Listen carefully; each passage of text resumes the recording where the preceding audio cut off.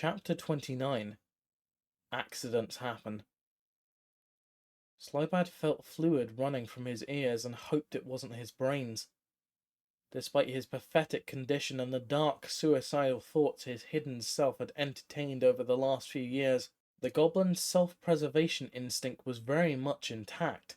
He gritted his remaining teeth and fought up the urge to pass out as his hollow body bounced and jerked in the rack, muscles spasmodically twitching as the plane's worth of mana and souls entered him, surrounding him, consumed him, and vice versa.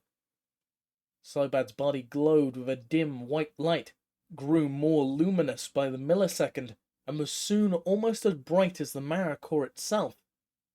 With one last rolling boom of thunder, it was over. Slobad gulped deep, sweet breaths of ozone-charged air. He blinked and squinted against the unbearably bright core. Actually, it wasn't that bright. He opened his eyes a little more and stared directly into the mana core, which the Book of Krark promised would burn your eyes to cinders and cause your feet to turn to hooves. He never really understood that last part, but the first part had always made sense. Only it didn't hurt to look at it, not even a little. The goblin unbuckled the leather straps that held him in the rack and stepped down from the device for the first time in 5 years. He searched, but didn't see Glisser anywhere, or Memnarch. He scratched the top of his head and tried to remember the last place he had seen... He was scratching his head? With his finger, which was attached to his hand, leading naturally to an arm? Slobad's eyes kept going down his body, which ended as they once had in a pair of short legs with wide bare feet. Slobad wiggled his toes and was gratified to see the toes wiggle back. Yes, those were his feet. Magic! He'd taken the brunt of the power backlash, and somehow it had made his fondest wish come true. His body had been restored. But had that been his fondest wish? If his wishes had come true, why wasn't Glisser here? "Why is she still dead?" a baritone voice asked. "She is not the only one, I am afraid." Yeah, why? Slobad pleaded. I've got arms and legs. Memnarch's gone, but Glisser, well, it's just no... The goblin froze and turned to face whoever had just spoken. A gleaming golem, his shimmering body rippling like liquid quicksilver, leaped with cat-like grace from atop Memnarch's scorched hibernation chamber and landed without sound beside Slobad. "Hello," the golem said amiably. The quicksilver giant extended a hand large enough to scoop Slobad up and have room for 2 more goblins, and Slobad cautiously extended his own. The golem gently placed his other gargantuan mitt over the goblin's hand. "I am Khan," the golem said. Khan, Slobad said. You mean he was... But Memnarch was... "He was many things," Khan said sadly. "An explorer, a scholar, a visionary, and at one time a friend." Too bad he went nuts, huh? Slobad said, as sympathetically as he could manage. But I guess maybe he wasn't that crazy if you're really here. If you really exist. Why couldn't I see you before? "I was not here," Khan said, "but Memnarch thought I was. He is a being of great power, power that I foolishly allowed him to shape on his own.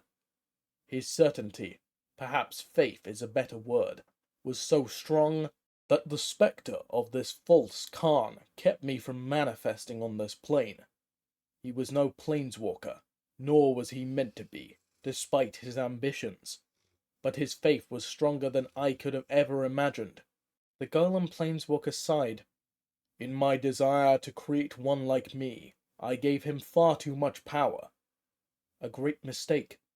One of many." "Wait a minute. You made him, right?" Slobad growled. This is all your fault?" "Yes and no," Khan admitted. "I created this world and named it Argentum. I transformed the Mirari into Memnarch long ago and left him to his own devices." "Mihui?" "Mirari. It is, was, will be, an artifact of great power, Khan said. It was also intelligent, sentient. I charged the Mirari with collecting information on the planes of the multiverse, and when it finally returned to me, it provided me with knowledge that would have taken millennia to learn on my own. I believed that the Mirari had earned the right to walk and experience the world as a living being, and I wanted offspring. Isn't the right word. Kids? Slowbad offered. One like me, but not me, Khan replied. Something to go on when I am gone. But you're one of those big-time planeswalkers, right? Slowbad asked. Don't you live forever? It seems like it, Khan said. But please, I have already gotten too far from the point. We have much to discuss, Slowbad. You will need a mentor. Well, thanks, really, Slowbad said, but I just want to find my friend. You're a planeswalker, can't you do it? Planeswalkers are not gods, Slowbad, Khan said.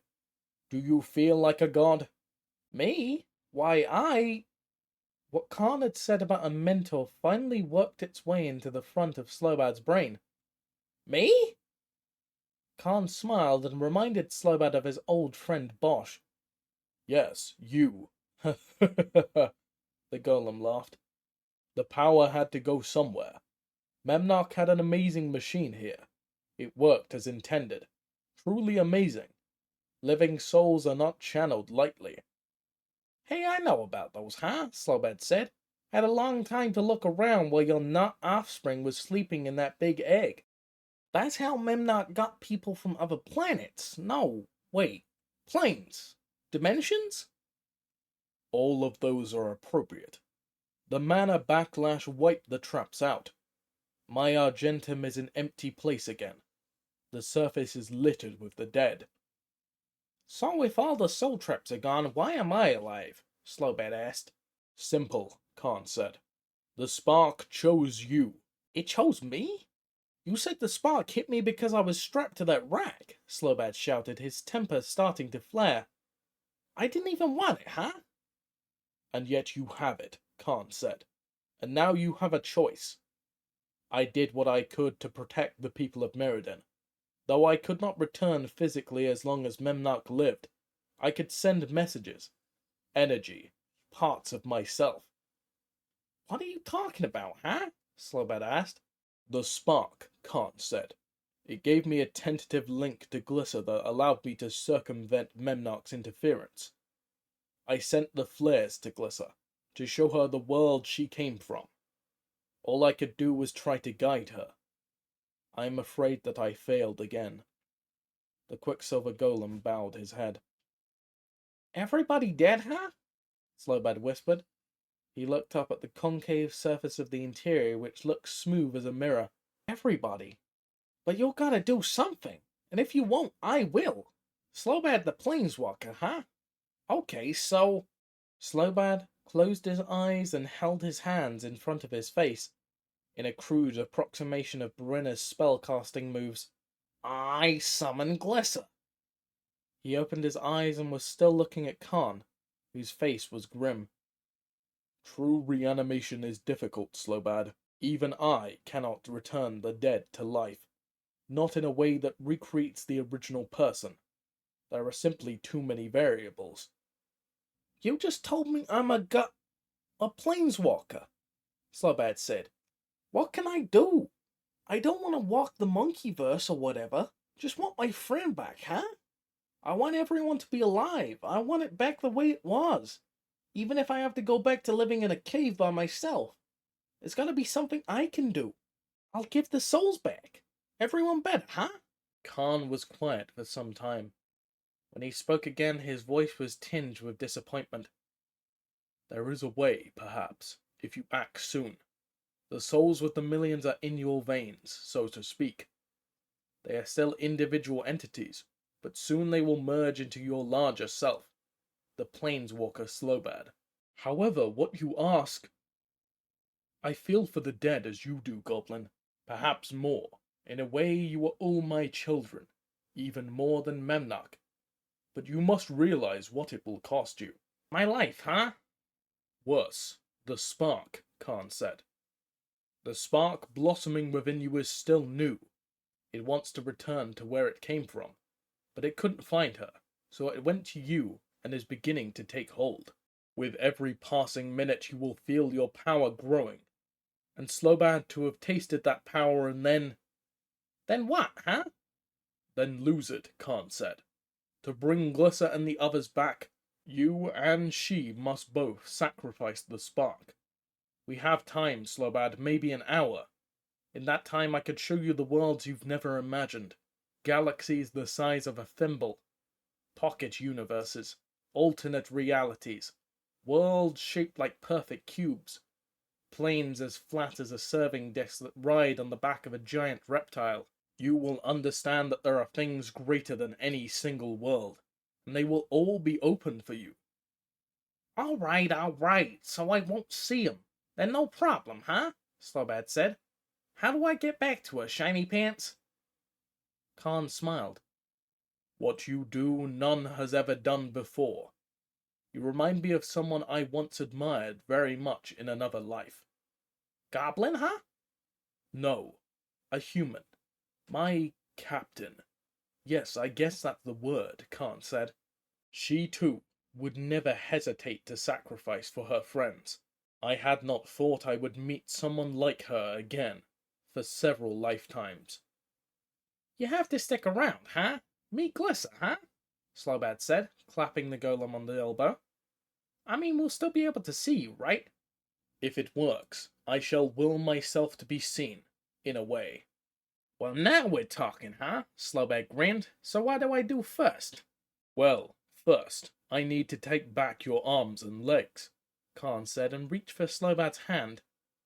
The goblin leaped backwards and was rather surprised to see that he stood on the air, 30 feet up. Khan looked up at the goggle-eyed goblin and laughed, a warm, gentle sound that was nothing like the raving howl of Memnarch.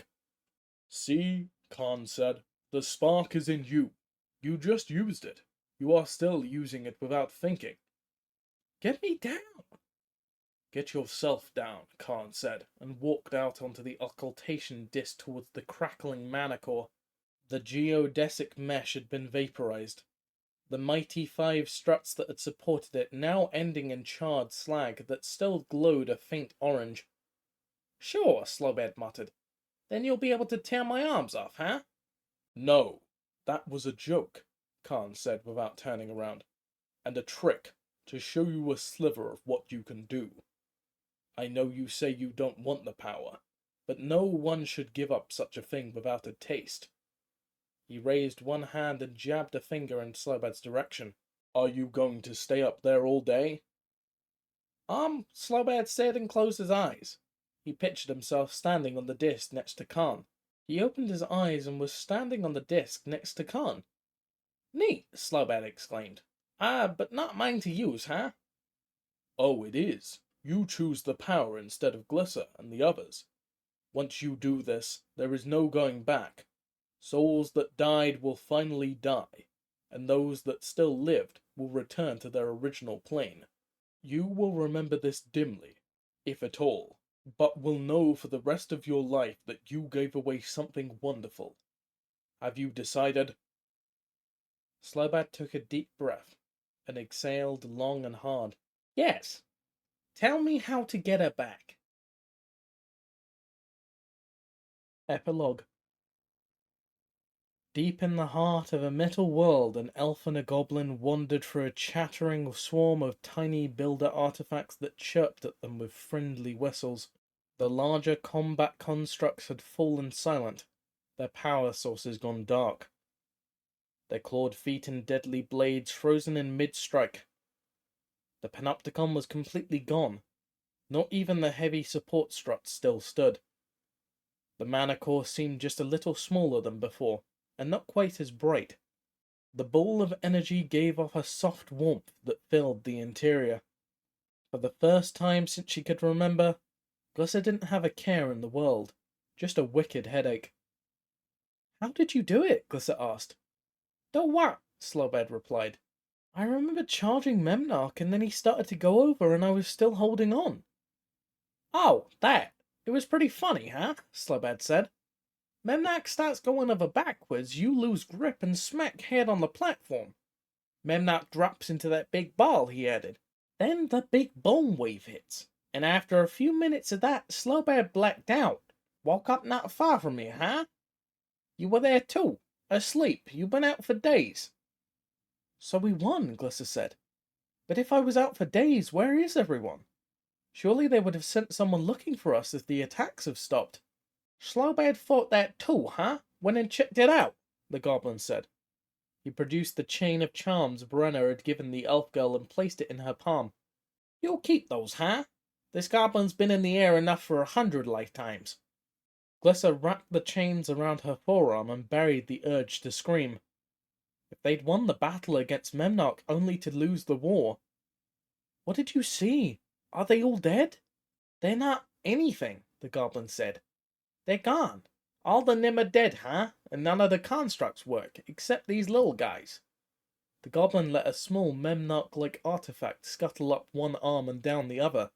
Slowbad has a theory. Really? Slowbad can have theories. It's just the soul traps.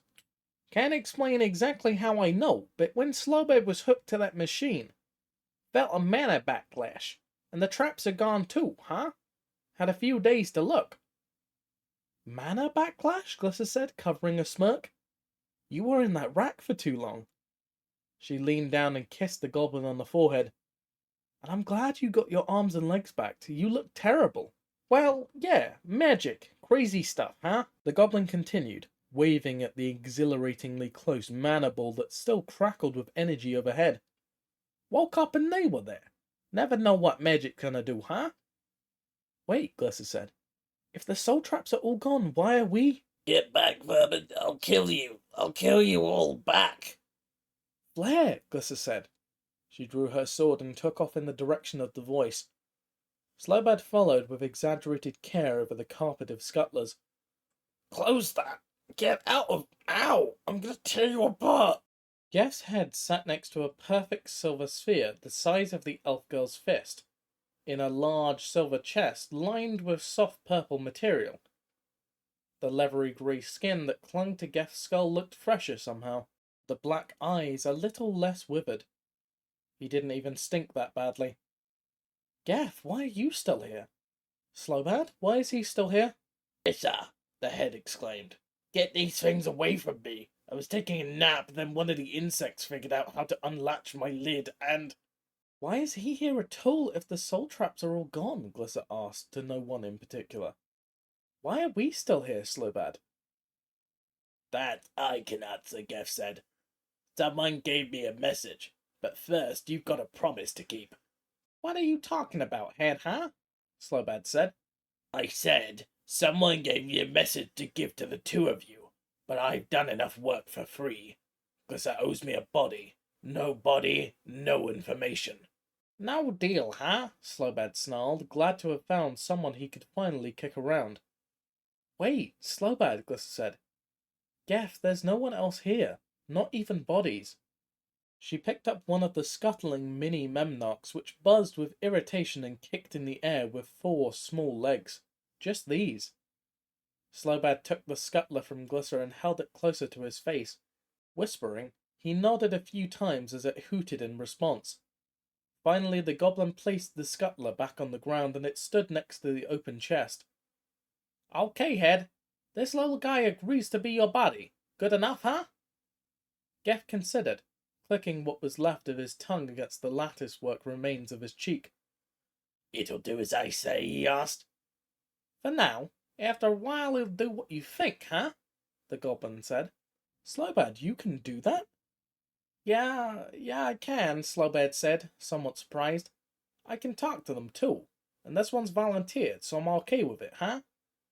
The goblin sidled up to the elf and whispered, I think they're a little bit scared of you.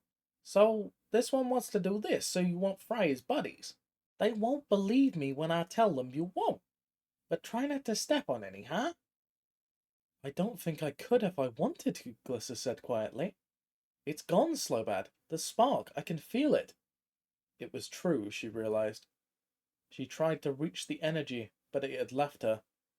She felt relieved and abandoned at the same time. I'll take it, Geth interrupted. I can always work my way up. Look at Memnock. Good, Glyssa said, glad to think about something else. Now talk. Not until... Geth, he'll do it. But talk, now, or I'll put that bull through your skull and get it out the other side. What is that, anyway? Okay, Geth said. Who else am I gonna tell? There was a golem. Said to make sure you got the ball. Bosh? Slowbad gasped. Bosh is alive? Don't be stupid, Geth said. The golem was big and quicksilver, as you well know. Like he was melting and frozen at the same time. Friendly fellow. Said that you two were supposed to hold on to that ball for him and he'd come back. You're supposed to wait for him, if you want. And one more thing. To really lift me up. Oh, Glyssa said. Slowbad, is that true? Do you remember a golem? Maybe, Slowbad said and scratched his head. Sounds familiar, but... Shrug. Sorry. Lift me up, Geth said. It's part of the message. This box has a false bottom. And a false top, if you ask me, Slowbad muttered. But Glyssa did as Geth asked. She set the head wet end down atop the patiently waiting Memnite. Geth fit atop the tiny construct like a gel fruit on a juicing tool. She lifted the soft lining of the chest and found two small glowing rectangular objects that felt warm to the touch. Slowbad, these are our soul traps. Can you feel it? Yeah, Slowbad said. Kinda like hearing yourself talking in another room. So the golem, hey, you know, this doesn't look too bad to me.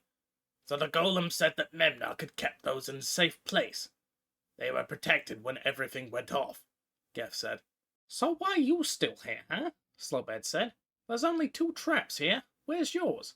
I have been dead for years, Geth said. No soul to trap. Do you know what this means, Glyssa said? We can go back. Back to the world Memnock took us from. If we break these. The golem said that was your choice, the head continued. Break these and disappear, or wait for him. Sounds like a trap, Glyssa said. Slowbad leaned over and scooped up the silver ball. He looked at it for a long moment, then tucked it into his satchel. Then he slowly closed the lid on the chest. I think we should wait, huh? Slowbad spent his whole life hiding from the world. We know everybody's safe, huh? Now there's no need for Slowbad to hide from anything and something. Slowbad don't know why, but he want to trust that golem, huh? The goblin leaned down to pat the scuttling artifact. Besides, don't want to leave all these little guys alone with Geth, huh? Glyssa stared at the box. She could leave this world, return to a home she'd never known. Or she could stay with her friend and explore Mirrodin as she'd never been able to before. Maybe someday she'd get some answers. Are you sure there's not anything you want to just tell me? She said. You're acting stranger than usual. Course not, Slowbad said. Just a weird feeling, huh? Slowbad just glad to have legs and arms and eyes, huh? Want to use 'em a bit. Glyssa took a long look at the manicore, then took Slowbad's hand in hers. A carpet of scuttlers parted, forming a long path that led them to the entrance of the Green Lacuna.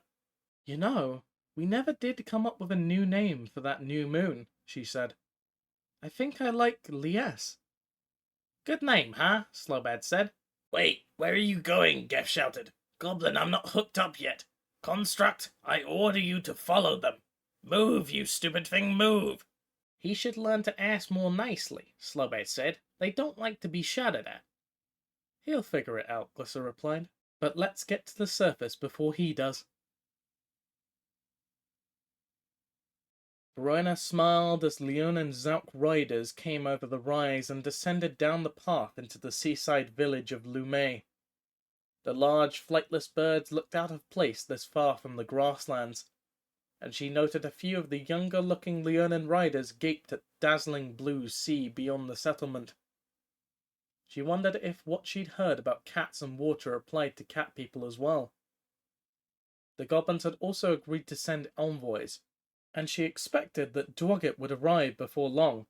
The signing ceremony was mostly a formality, but it would be the first time the leaders of elves, goblins, leonin, and humans had assembled in one place.